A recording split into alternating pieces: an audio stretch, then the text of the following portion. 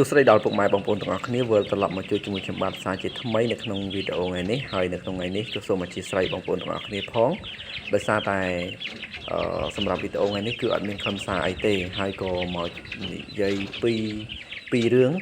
បាទអញ្ចឹងមុននឹងចូលសាច់រឿងគឺខ្ញុំចង់និយាយតិចតទៅនឹងសកម្មភាពថតអញ្ចឹងសកម្មភាពថតរបស់ខ្ញុំដូចខ្ញុំបញ្ជាក់ប្រាប់នៅវីដេអូមុនអញ្ចឹងថាខ្ញុំអត់អាចទៅថតនៅកន្លែងណាបានក្រៅពីកន្លែងរបស់ខ្ញុំទេប៉ុន្តែអ្វីដែលសំខាន់រាល់វីដេអូទាំងអស់គឺខ្ញុំមានសារភ្ជាប់ជាមួយនឹងចំណេះដឹងក៏ដូចជាបកស្រាយបង្ហាញប្រាប់ពីការចិញ្ចឹមមាន់ឲ្យកើតច្រើនពីមួយដំណាក់ទៅមួយដំណាក់ថាយើងត្រូវធ្វើមិនអញ្ចឹងណាប៉ុន្តែដោយឡែកនៅក្នុងវីដេអូថ្ងៃនេះគឺខ្លីហើយក៏អត់មានខ្លឹមសារអីទាំងអស់ហេតុអីបានខ្ញុំនិយាយអញ្ចឹងដោយសារតែតើតើទៅនឹងវីដេអូដែលនិយាយពីខ្លឹមសារលម្អិតនៅក្នុងការចិញ្ចឹមមាន់ការថែទាំមាន់គឺខ្ញុំត្រូវការវែងហើយចុះវីដេអូខ្លីខ្ញុំមានឱកាសណានៅក្នុងការបកស្រាយបានលម្អិតអញ្ចឹងថ្ងៃនេះគឺឆ្លៀតពេលបន្ទាប់ពីមកពីធ្វើការវិញដោយសារថ្ងៃនេះគឺខ្ញុំមានការងាររវល់ពីព្រឹកទាល់ល្ងាចពេញបងប្អូនដល់អញ្ចឹងឆ្លៀតពេលម៉ោង7:05ម៉ោង4ជាង7:05នេះក៏ឆ្លៀតមកថតកូនមាន់ហើយនឹងអានេះរឿងទី1គឺដោយសារថ្ងៃហ្នឹងខ្ញុំរវល់ការងារពេញមួយថ្ងៃអញ្ចឹងដល់ពេលម៉ោង4:75បានខ្ញុំឆ្លៀតបានថតបាទហើយថតនេះគឺថតបានត្រឹមតែកូនមាន់នេះទេដោយសាររវល់បាទរវល់ការងារផ្ទះថតផងអញ្ចឹងណាបាទអានឹងមួយទៀតគឺខ្ញុំនឹងថតអាប់ដេតមាន់របស់ខ្ញុំមាន់បារបស់ខ្ញុំកុំឲ្យបងប្អូនថាឃើញថតតែបា2ហើយអា2ទៀតបាត់ទៅណាដោយសារខ្ញុំធ្លាប់និយាយហើយបារបស់ខ្ញុំគឺខ្ញុំទុកដល់4នោះដោយសារខ្ញុំឃើញវាល្អពេកអញ្ចឹងបងប្អូនបាទឥឡូវនេះបងប្អូនបានមើលហើយក៏សូមអធិស្ឋានដោយសារវាអត់សូវច្បាស់វាងឹតដែរហើយបងប្អូនខ្ញុំថតហ្នឹងគឺល្ងាចបន្តិចហើយនឹង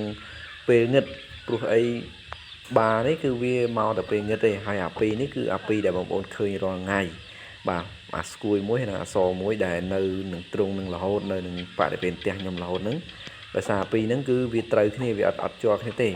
បាទសម្រាប់អាពណ៌ខ្មៅនេះបងប្អូនអើយតិចទៀតខ្ញុំនឹងយកក្បាលគោមកភ្លឺបន្តិចដោយសារដើរចូលមកថតឲ្យហើយតិចសិនទៅបាទចាំតិចទៀតបងប្អូននឹងឃើញហើយបាទពណ៌ខ្មៅនេះគឺសម្បុរខ្មៅលាយស្គួយបាទសម្រាប់អា2នេះសហើយនឹងស្គួយបាទនេះអាស្គួយនិងអសនេះគឺវាអត់ជាប់គ្នាទេវាអត់បើន័យថាវាអត់ឈ្នះចាញ់គ្នាវាត្រូវគ្នាបាទសម្រាប់អាខ្មៅនេះបាទអានេះធំមកបងប្អូនចូលជា3គីឡូហើយបាទ3គីឡូហើយធំដូចអាពណ៌សដែរអាពណ៌សគឺមានធំគ្រងអាខ្មៅនេះក៏ធំគ្រងដែរប៉ុន្តែចាញ់គេបងប្អូនបាទពីរនេះត្រូវគ្នាអត់អីទេអញ្ចឹងមកថតឲ្យបងប្អូនមើលដោយសារមានបងប្អូនយើងគាត់ឆាតមកសុំចែកបាស្គួយខ្ញុំអញ្ចឹងហើយគាត់អត់ដែរឃើញតែ2គាត់ថាសាមុនឃើញ4ឃើញស្គួយ2ហើយគាត់សុំចែកមួយហើយអ្នកសុំចែកហ្នឹងដូចខ្ញុំនិយាយអញ្ចឹងអ្នកឆ្ងាយខ្ញុំអត់លក់ឲ្យទេបងប្អូនខ្ញុំអត់មានពេលយកទៅផ្ញើតាមឡានផងអីផងអធិស្ឋានអញ្ចឹងគាត់នៅចិត្តនឹងគាត់អាចជិះម៉ូតូមកដល់ដោយសារឃ្លាតពីផ្ទះខ្ញុំប្រហែលជា 4-5 គីឡូទេអញ្ចឹងគាត់អាចមកទិញបានបាទហើយសម្រាប់អាស្គួយនៅសល់2ហ្នឹងបាទអាមួយទៀតក៏វាអត់នៅផ្ទះដែរហើយដេកនេះនៅលើចុងឈើនេះបងប្អូនអើយបាទដេកលើចុងឈើនេះ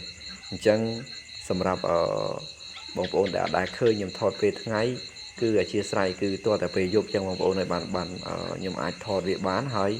បានឃើញបងប្អូនពេលយប់បានវាឡើងមកបាទវាចេញទៅក្រៅរហូតចឹងណាបាទហើយខ្ញុំថតនេះគឺសកម្មភាពពេលយប់អញ្ចឹងអធិស្ឋានបងប្អូនផងបាទខ្ញុំបាទសូមអរគុណសូមគោរពលាបាទជួបគ្នានៅវីដេអូ